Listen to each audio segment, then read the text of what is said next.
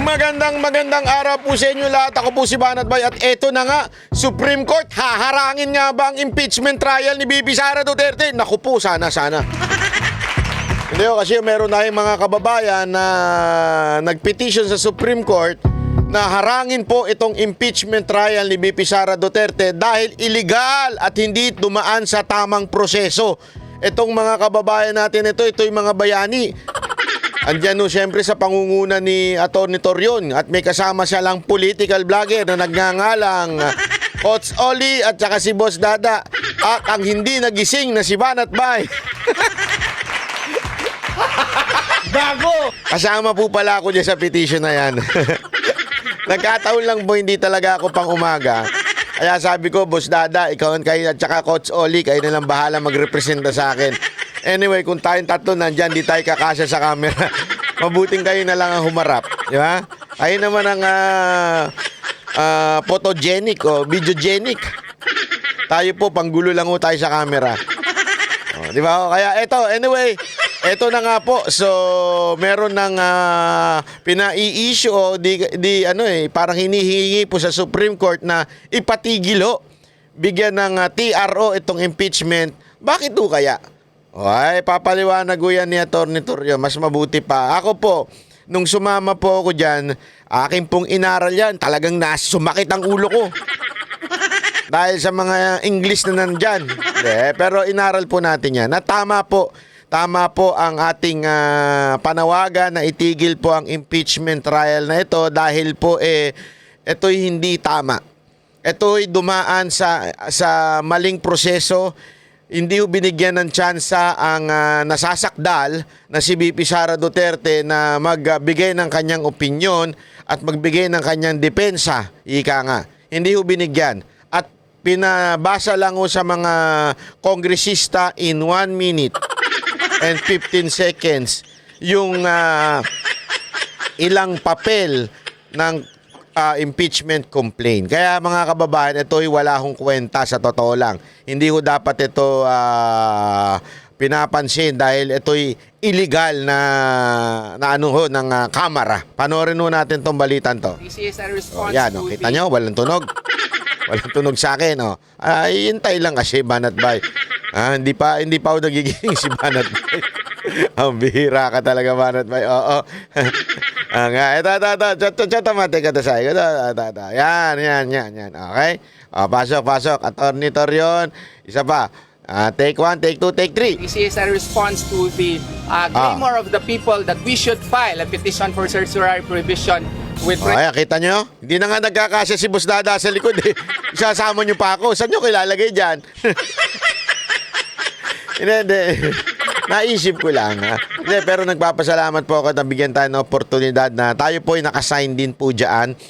Sumumpa din po tayo dyan. Hindi lang tayo asama sa mga interview. Okay lang yan. Hindi naman nagkakasya si Boss Dada For preliminary injunction and TRO against the Ayun, nagkasya na. impeachment complaint filed against the Vice President. Dumulog kanina sa Korte Suprema ang ilang abogado upang hilingin ang pagpapawalang bisa sa impeachment complaint laban kay Vice President Sara Duterte. Ang nasabing petisyon ay mula sa ilang Mindanaoan lawyers na kilala rin bilang mga kaalyado at taga-suporta ng pamilya Duterte sa pangunguna ni Atty. Israelito Torion, Atty. Martin Delgra at Atty. Luna Acosta. Tingnan mo, hindi man lang binanggit na media yung dalawang political vlogger. Alam mo naman ng mga media, medyo may merong konting hindi hindi ho sila minsan hindi ho nila minsan gusto ang mga vlogger kasi siyempre natatalo sila minsan pagdating sa impormasyon. Di ba, minsan mas maraming pa nanonood sa vlogger kaysa sa kanila. Kaya hindi na nila binabanggit. Ayon kay Atty. Israelito Torion na kilala ring legal counsel ni Apollo Kibuloy, hiling nila na mag-issue ng Temporary Restraining Order o TRO ang Korte Suprema na layong ipaisantabi at pawalan. Pero okay lang yan, okay lang. Hindi man tayo nagtatampo sa UNTV. UNTV isa sa pinakapatas pagdating sa sa pagbabalita. UNTV, Net25, at syempre walang iba kundi ang SMNI. Pero ang UNTV at saka ang Net25 yan ay mga nananatiling hindi bias sa tingin ko bisa ang impeachment complaint laban kay VP Duterte. Aniya naniniwala sila na mayroong malaking kakulangan sa nasabing impeachment complaint. Paliwanag ni Atty. Torion, lumalabag ito sa ilang mahahalagang probisyon ng konstitusyon at walang sapat na batayan sa jurisdiksyon. Kaya dapat aniya itong ibasura at hindi ipagpatuloy ng Senado. It is a violation of pertinent constitutional provisions, and it is likewise jurisdictionally void, and the same should be dismissed and not entertained by the Senate of the Republic of the Philippines. That in essence is the foundation of our complaint. It is very defective because first, it did not consider the 3 priorly filed impeachment complaints. Yan. Paliwanag mo, ate. Masyado kasing, alam mo ito si Atty. Torion, pag nagsalita to, masyadong malalim ito eh. Nakikita ko nga sa kanyang lalaking Miriam Defensor Santiago. Ganun kalalim mo itong mamang to. Kaya ito, si ate, paliwanag ni ate kung ano ibig sabihin ni kuya. Ni Atty. Torion. Question din ng mga petitioner ang prosesong isinagawa ng Kamara sa impeachment ng pangalawang Pangulo. Paglilinaw ni Atty. Torion na may malaking depekto ang impeachment complaint. Bakit? Una, hindi nito kinonsidera ang 3 naunang impeachment complaints. Yan, importante yon. Kasi tandaan ninyo ito yung pang-4 na complaint. Yung unang 3 complaint na dapat tinugunan muna. Kasi sa ating batas, yun ang kailangan eh. Kailangan pag may nag-complain, ibigay mo na kaagad doon sa Speaker of the House. Dapat proseso na yon. Kaya nga pansinin ninyo, minsan ginagawa ng kalaban yan eh. Kunwari mag-i-issue ng impeachment na mahina, tapos pag yan po mahina at na-dismiss, another year bago pwede mag-file at entertainin yung pangalawang complaint o yung susunod na complaint. Ang nangyari ho dito, may unang 3 na dapat tinugunan muna ng Kamara bago sila pumunta doon sa pang-4. Dapat isa-isa yan eh.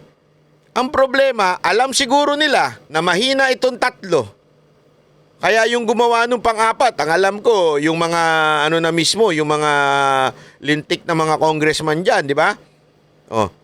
Etong 3, hindi nila pinansin. Yan yung sinasabing unang violation na kaya hindi dumaan sa tamang proseso ang ginawang impeachment complaint na pang-4. Kasi kung na-dismiss ba kunwari ito, pinarating sa speaker, tapos tinakel ng House, kung ma-dismiss ito, hindi na pwede dun sa another year na naman. Siguro nakita nila, hindi na nila diniscuss ito, hindi na nila dininig itong 3. Dumiretso na sila sa pang-4. Mali po yun. Yun yung sinasabi ni Atty. Torion at na mga nag-petition pa.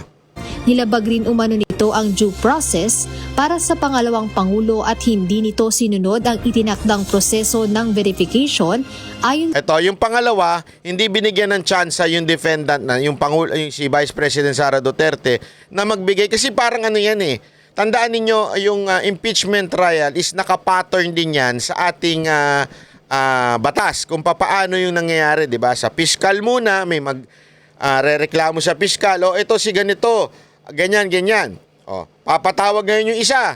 Oy, meron sa'yo nagrereklamo dito. Ano ang depensa mo sa kanyang reklamo? Bibigay ngayon siya ng depensa niya.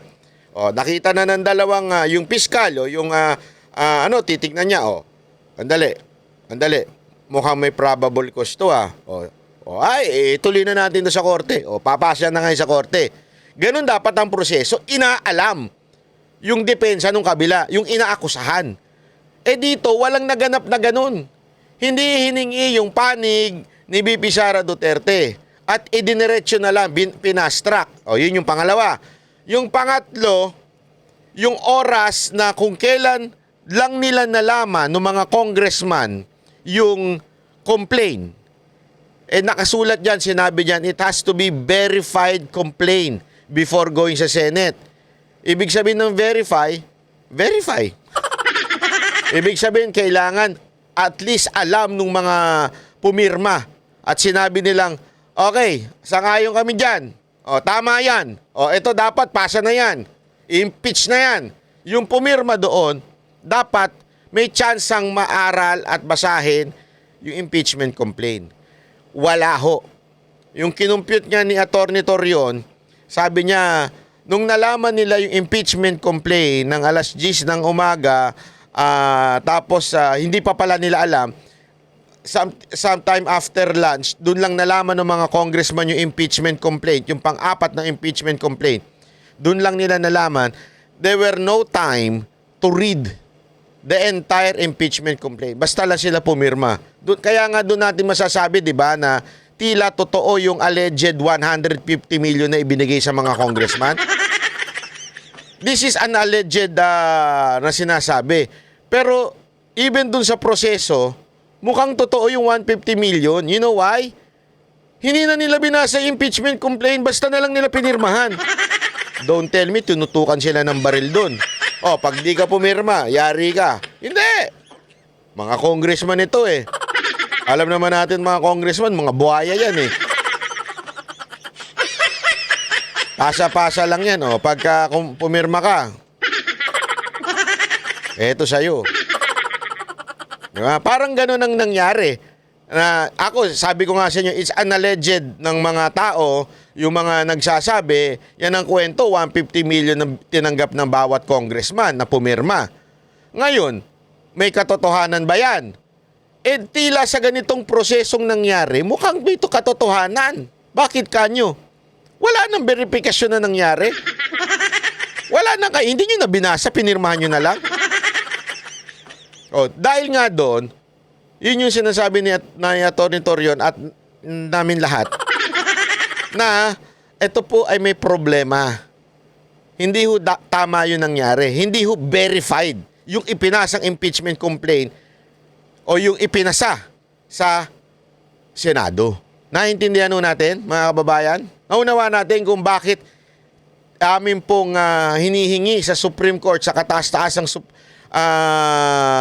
ating husgado, ay na i-dismiss ho ito. Patigilin, i-dismiss, ibalik sa Kamara, idaan sa tamang proseso. Yun lamang po eh. Yan ang hirap sa bayan natin eh. Sa bayan natin mga kababayan, kahit ako na-experience ko yan eh. Sabi ko sa inyo, na-experience ko na merong nagdemanda sa akin na tarantadong putang inang gago. Hindi ko na lang sasabihin ko sino. Dahil malakas siya sa husgado, hindi na kami binigyan ng tsansa na sumagot. Idiniretso na kaagad ng piskal doon sa korte. Anong tawag mo doon? Di ba? Hindi mo pinadaan sa due process. Lahat po tayo bilang Pilipino, tayo po ay merong due process na dapat pagdadaanan pag tayo inakusa. Hindi po. Kaya nga nangyari, nagkakaproblema ngayon dahil nga hindi dumaan sa tamang proseso yung nagreklamo sa akin. No? Iyari siya ngayon, no? Di ba? Tarantado siya eh. Oh. Nakakarma na siya ngayon, kaya mag-alala. Hindi ko na sasabihin ko sino, marami naman ako demanda. Pero dahil nga doon, tumagilid tuloy yung reklamo. Dahil nga sinubukan nilang paspasin. Ugali talaga ng mga hindot yan eh. Yung paspasin yung mga ganyan. Yan yung sinasabi natin, mga kababayan, na wala namang problema. We are not against the impeachment. But rather, we are against the way nyo hindi dinaan sa tamang proseso. Everyone has due process. Even your enemies. Yan kayo, porket kaaway lang ninyo si VP Sara Duterte, di niya kayo dumadaan sa tamang paraan. O sa tamang alam nyo naman. Kaya nga, sabi ko nga sa inyo, itong pinakamalalang house, itong nangyayari sa ating bayan ngayon. Itong mga House of Representative natin. Ito na yung panahon na pinakamalala talaga. Lahat na lang nasa kamay ni. Ito, bigyan ko kayo ng halimbawa. Kahapon po nagkaroon ng hearing tungkol dun sa fake news. Tawan-tawa ako habang pinanonood ko eh. Yung mga tanong ng mga congressman, pangtanga lang. Sorry po pero papasensya nyo na. Yung mga tanong ninyo, hindi ko maintindihan. Bakit hindi walang membership sa KBP? Bakit hindi nare-regulate ang Bakit nasasayang ang pondo ng ano? Barado nga ho yung isa dun eh. Bakit? Sabi ng KBP, ano na po, mawalang galang. Ang KBP po ay hindi ho nasa ilalim ng gobyerno. Kasi, ignorante. Tapos, hindi, dapat kasi ganito. Dapat ginagawa ang trabaho. Ganyan, ang mga hirit nyo, pambobo lang eh. Tapos, marami pa silang sinasabi na kesyo doon sa nagbabayad ba ng tax yan? Hindi nyo ba alam na, excuse me po, lahat po ng YouTuber, automatic, kinakaltas ang tax. Meron po kaming tax na binabayaran sa Amerika. Kasi nga, American company ang Google. Ano na kagad yun? Matik na yung babawas sa'yo. Meron kami nun. Sana ho, nag-research man lang kayo. Pakikialaman ninyo yung sahod namin, pambihira kayo, hindi naman kami nasa gobyerno eh. Anong pakialam nyo kung kumikita kami? Hindi, eto, I'm speaking for all the vloggers, whether Tadso, Pinklawan, wala kayong pakialam. Bakit? Hindi nyo pera ito, pera namin to, pati pera namin gusto ninyong kunin. Kinuha nyo na nga yung pera ng bayan natin, pati ba naman pera namin, gusto nyo pa? Pinaghirapan namin ito. Bakit ninyo kukunin? Bakit ninyo sasabihin na, tingnan natin yan, kung tama ba yung sahod? Anong pakialam ninyo? Honestly, anong pakialam ninyo sa amin? Sahod namin to eh. Pinagtrabahuan namin to. Tapos kami yung nagbabayad ng tax. Meron tayong tinatawag na income tax. May kanya-kanya tayong binabayaran. Bakit kailangan nyo? Ba't kayo kaya? Yan ang hirap sa inyo eh. Gusto ninyong buksan yung aming publicly.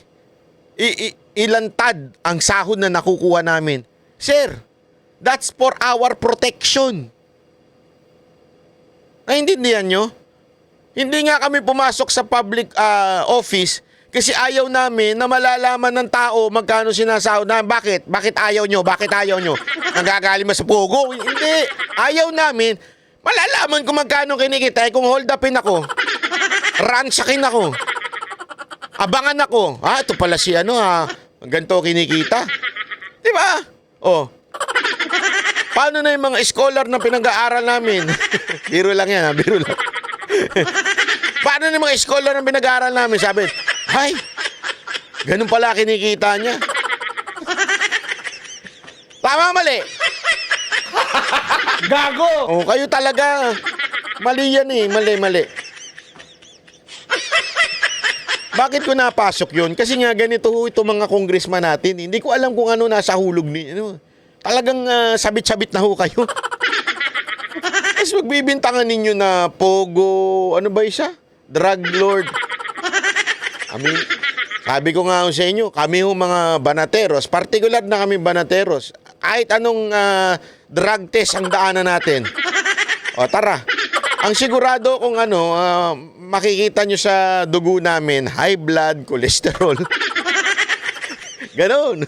Pero, kasi drug money daw, yung mapaganyan-ganyan pa sila. Pogo, against kami dyan. Kami nga lang ang vlogger na, kami mga Duterte supporter, ang karamihan sa, wala akong alam na sumusuporta sa gambling, na Duterte supporter, siguro yung mga iba, ang ibang mga loan shark, yung mga hiwalay.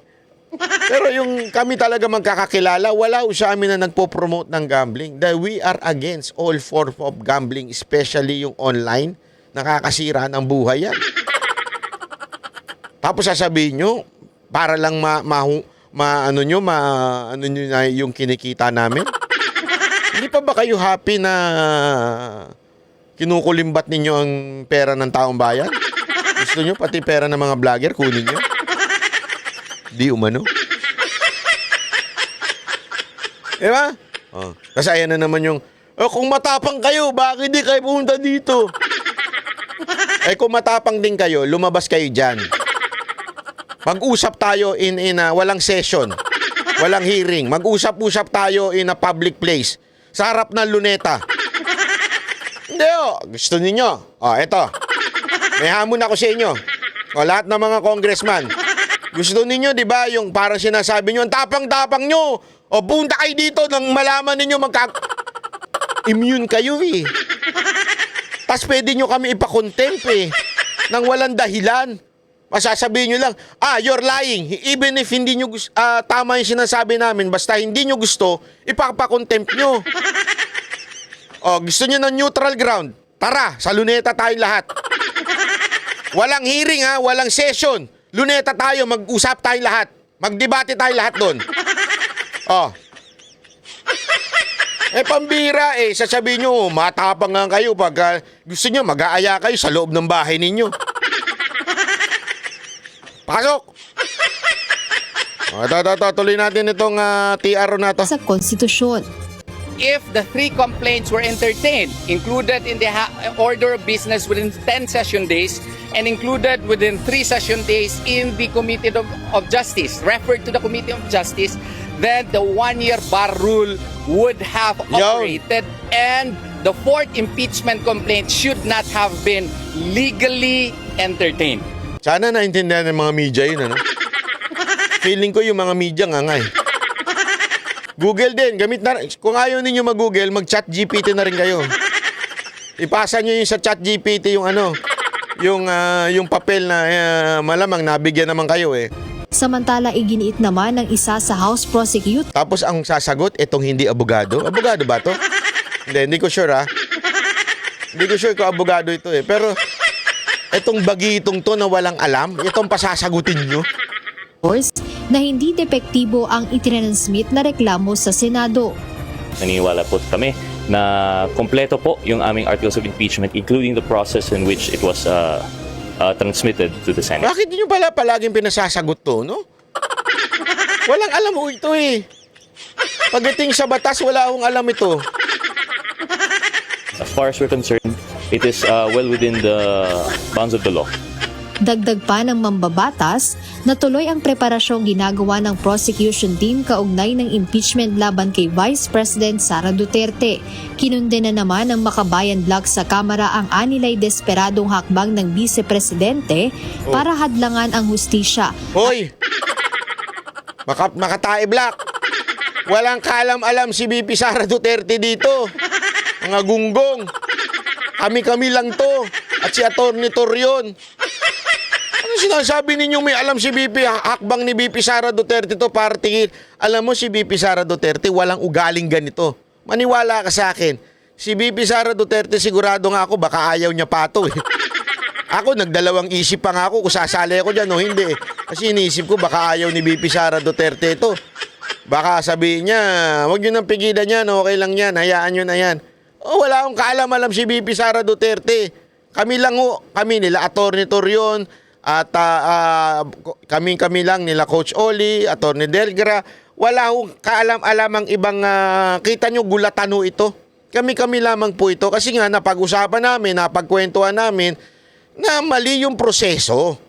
Itama lang natin yung proseso. Hindi yung gayaan. Mali yan eh. Ang laking katarantaduhan yan eh. Iwasan ang pananagutan sa pamamagitan ng kanilang petisyon sa Korte Suprema na naglalayong ihinto ang impeachment proceedings. Jed Neresina, UNTV News and Rescue. Ayan. So, napakalinaw, napaka-importante ho niya mga kababayan. Na sana ho, atin pong maunawaan at maano ho natin yan, maintindihan. Ulitin po natin para sa kaalaman ng iba dyan, hindi po tayo against sa impeachment. We are just saying that the due process hindi nasunod. So therefore, if hindi nasunod ang due process, it is illegal transmitting sa Senado. Okay? We are questioning the due process. Ulitin natin, we are questioning the due process. Dapat tama lamang.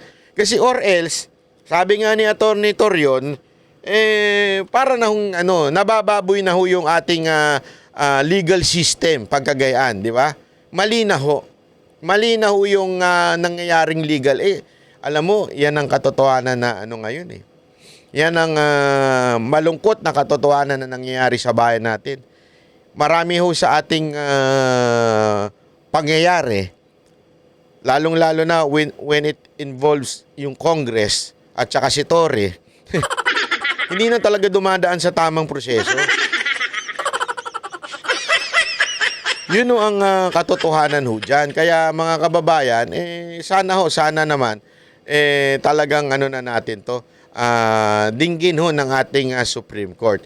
Anyway, alam mo, maganda rin ho ito, isa pang balita tungkol naman sa ating VP Sara Duterte na kung saan inendorso niya na ang PDP slate na all the candidates of PRRD. Ito, pakinggan natin tong balita. Official lang inendorso wala ni ding Vice audio, President diba? Ang galing mo, Sara banat Duterte. pa no?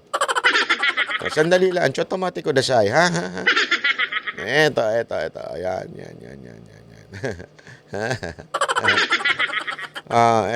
Ito.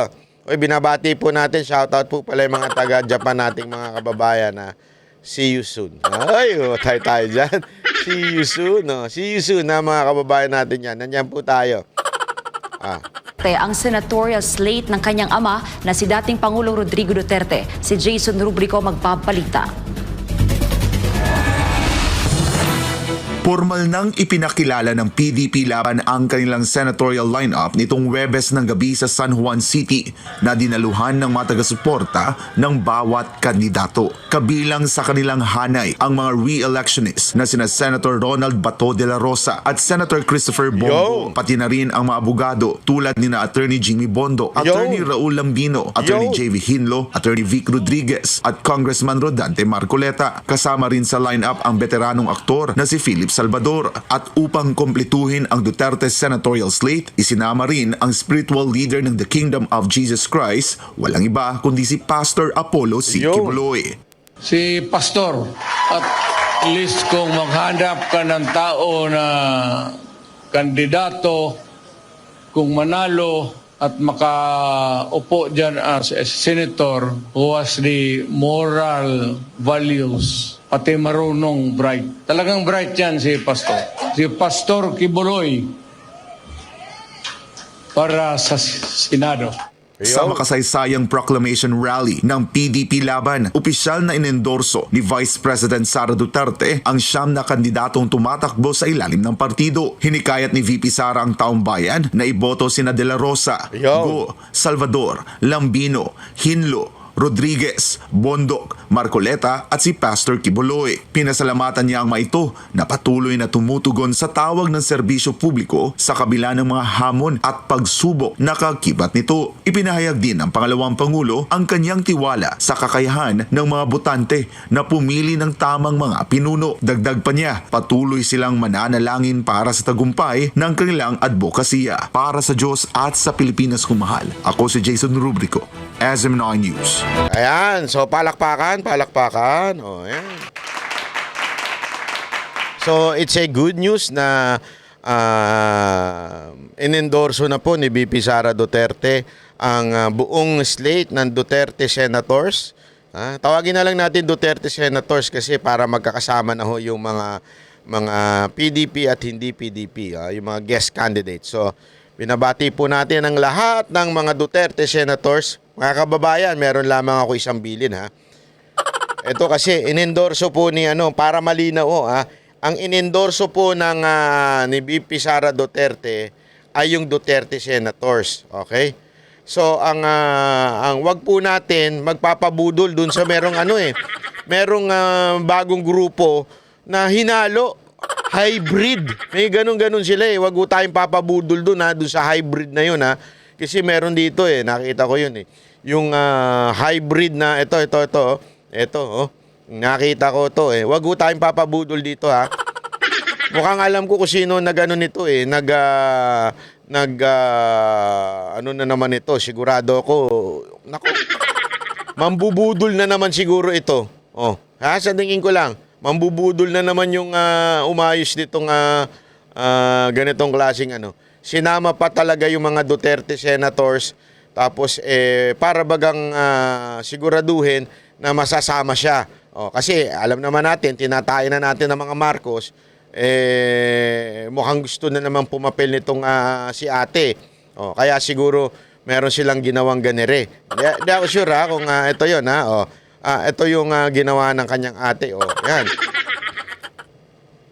Merong merong grupong ganyan, may pautot na grupo na yan na kung saan, naku po, ayan, pinagalo-halo. Yeah? Oh. Tingnan mo, ha?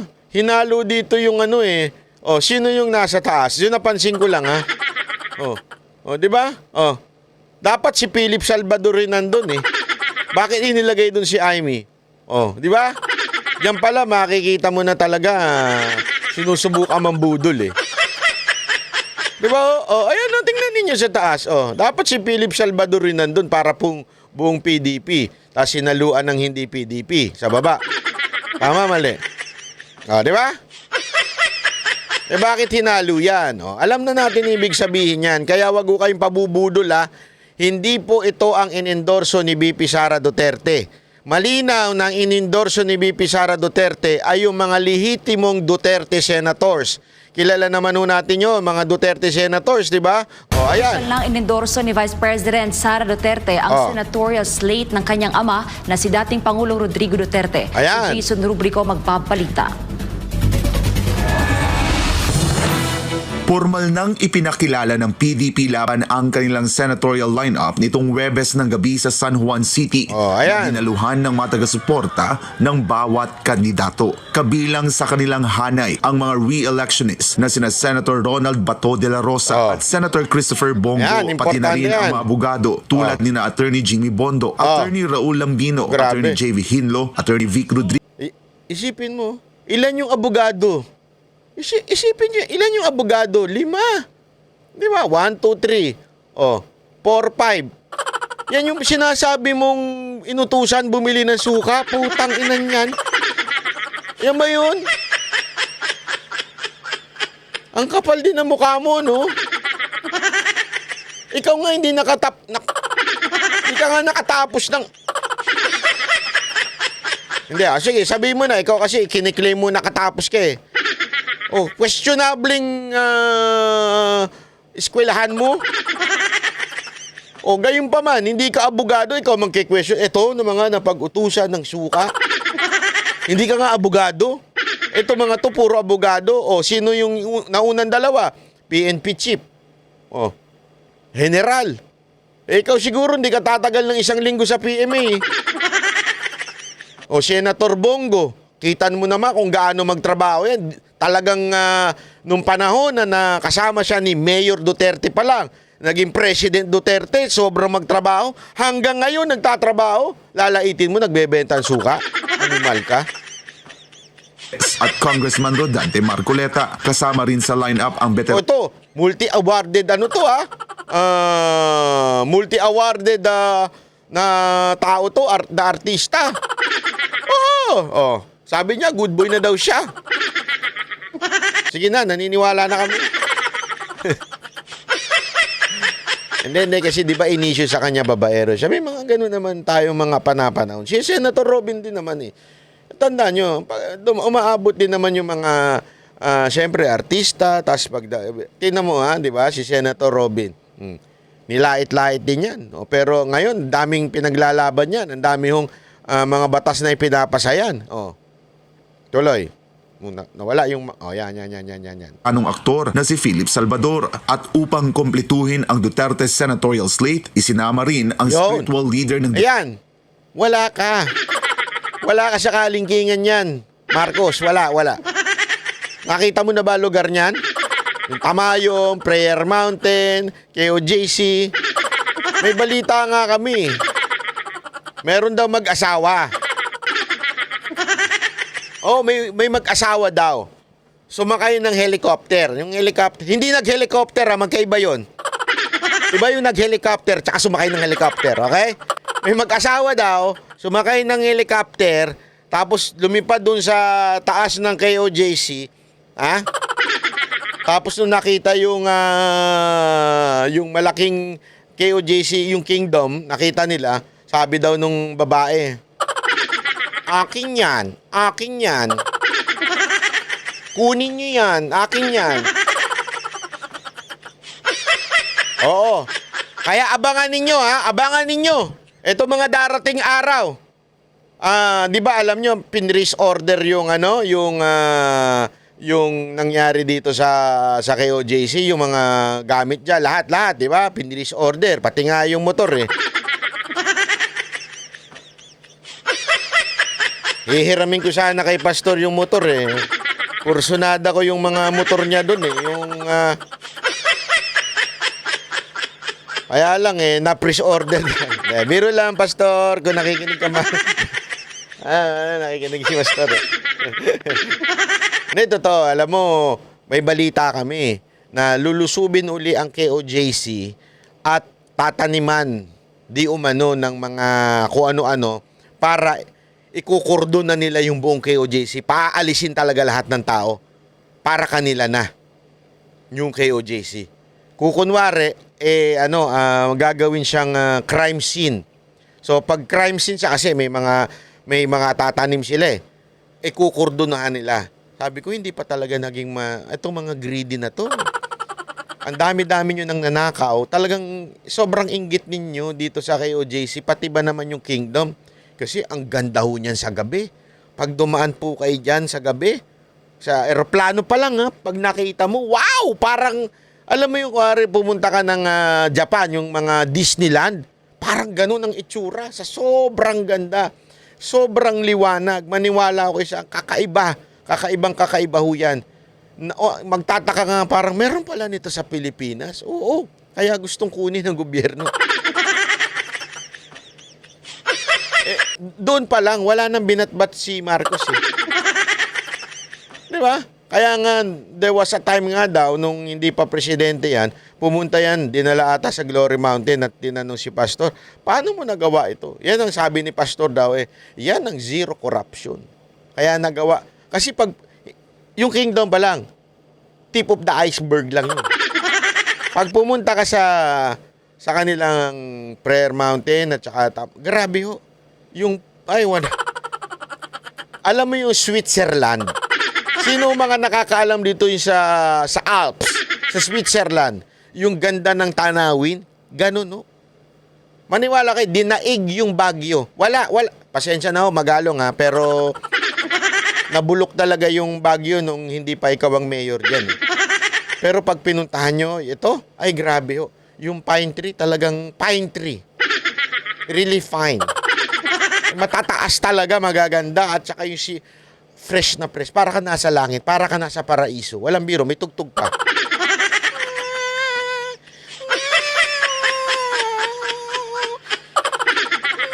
Pag naglalakad ka doon, para ka nakukunin ng Panginoon doon eh. Parang baka bigla lumabas ang Lord doon. Hindi, walang biro. Ang sarap manalangin doon. Ako pagka siguro pag stress ako sa buhay, pupunta lang ako doon. Doon ako mananalangin, di ba? Kasi talagang grabe ho yung tindi ho ng mararamdaman mo, sabi nga, ang presensya ng Panginoon through the nature. Di ba? Tuloy natin to. Kingdom of Jesus Christ, walang iba kundi si Pastor Apollo C. Kibuloy. Si Pastor. At least kung maghanap ka ng tao na kandidato, kung manalo at makaupo dyan as a senator who has the moral values, pati marunong bright. Talagang bright yan si Pastor. Ang ganda nung sinabi niya dyan yung kumpleto. Pag nakausap mo si Pastor, kasi di ba, ang nakikita lang ng mga tao kay Pastor yung pagiging religious niya, quote ng verse. Pero pag nakita nyo yung lalim niya, on how he explained yung mga nangyayari sa ibang bansa, mas alam mo, ito, walang biro ito magkamatayan Hindi, di ba maganon? Pexman, hope to die, may pag-ano-ganon Kaya magkamatayan Hindi po ako nagsisinungaling.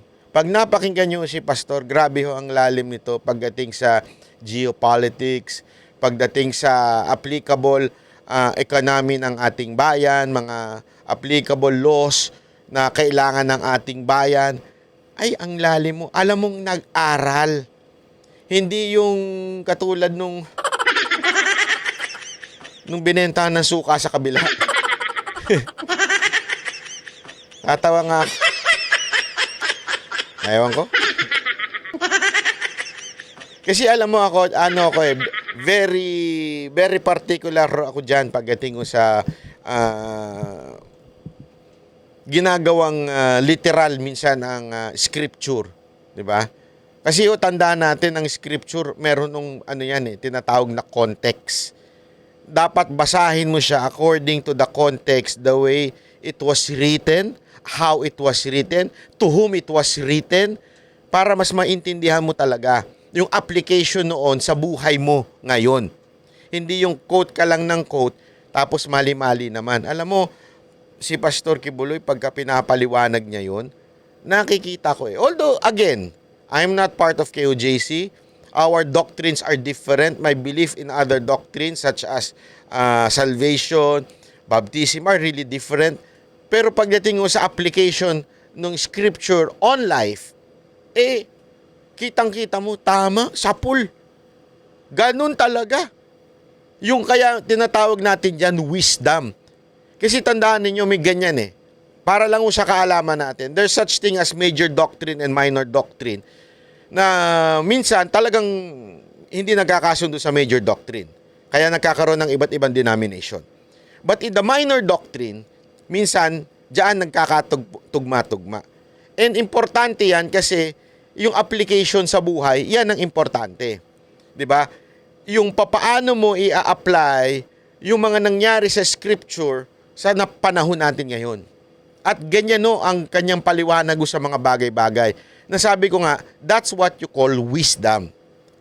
It's easy to understand the scripture, 'di ba? Pagka you read it and study it.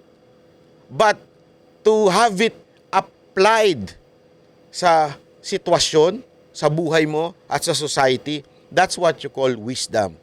Kaya mga kababayan, maniwala kayo sa hindi, tama ho itong ginawa ni VP Sara Duterte na inendorso niya ang Duterte Slate Senator.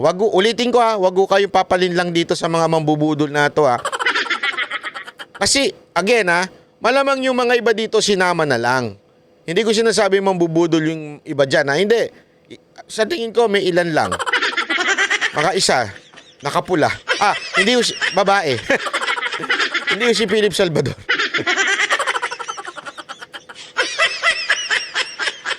Atalin natin to. Tapusin natin to. Pastor Kibuloy para sa Senado. Sa makasaysayang proclamation rally ng PDP Laban, opisyal na inendorso ni Vice President Sara Duterte ang 9 na kandidatong tumatakbo sa ilalim ng partido. Hinikayat ni VP Sara ang taong bayan na iboto sina De La Rosa, Go, Salvador, Lambino, Hinlo, Rodriguez, Bondok, Marcoleta at si Pastor Kibuloy. Pinasalamatan niya ang mga ito na patuloy na tumutugon sa tawag ng serbisyo publiko sa kabila ng mga hamon at pagsubok na kakibat nito. Ipinahayag din ng pangalawang Pangulo ang kanyang tiwala sa kakayahan ng mga botante na pumili ng tamang mga pinuno. Dagdag pa niya, patuloy silang mananalangin para sa tagumpay ng kanilang advokasya para sa Diyos at sa Ayan po, palakpakan natin. So mga kababayan, alam na po natin ang gagawin natin. Ako po si Banat Bay. Magkita-kits ulit tayo. Subscribe, click the notification bell, and especially share nyo sa mga kaibigan nyo. I-PM nyo sa kaibigan nyo itong YouTube natin, Maging aktibo tayo kasi tayo na lang magtutulungan. Pag hindi pa tayo nagtulungan, wala mangyayari sa atin. I-share natin tong video, sa mga friendship natin, Okay? Maraming salamat po. God bless everyone. God bless the Philippines. Yan ang Banateros, boses ng ordinaryong Pilipino. Banateros ay walang